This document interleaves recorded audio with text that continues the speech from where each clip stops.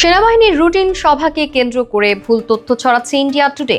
ভারতীয় সংবাদ মাধ্যমটি আবারও মিথ্যা এবং ভিত্তিহীন প্রতিবেদন প্রকাশ করেছে বলে দাবি বাংলাদেশ সেনাবাহিনীর। আইএসপিআর পরিচালক রাশেদুল আলম খানের সই করা বিবৃতিতে প্রতিবেদনটির বিরুদ্ধে প্রতিবাদ জানানো হয়েছে।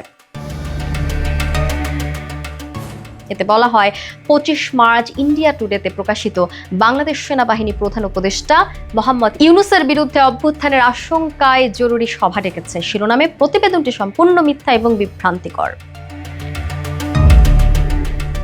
বাংলাদেশ সেনাবাহিনীর মতে এই প্রতিবেদনে দাবিকৃত আগ্নেয়াস্ত্র অভ্যুত্থান বা জরুরি সভার কোনো ভিডিও নেই এবং এসব তথ্য সম্পূর্ণভাবে ভুয়া।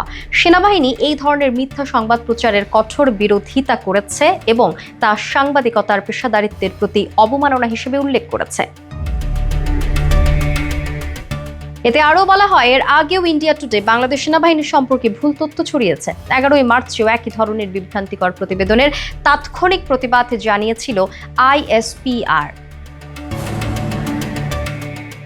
বাংলাদেশ সেনাবাহিনী তার জাতীয় দায়িত্বে অটল এবং গণতন্ত্র ও শান্তি রক্ষায় প্রতিজ্ঞাবদ্ধ রয়েছে উল্লেখ করে বাংলাদেশ সেনাবাহিনী সকল মিডিয়া আউটলেট, বিশেষ করে ইন্ডিয়া টুডেকে অনুরোধ করেছে যেন তারা দায়িত্বশীল সাংবাদিকতা মেনে চলতে এবং ভিত্তিহীন খবর প্রচার থেকে বিরত থাকে, কারণ তাদের প্রকাশিত প্রতিবেদন দুটি দেশের জনগণের মধ্যে বিভেদ ও অবিশ্বাস সৃষ্টি করছে।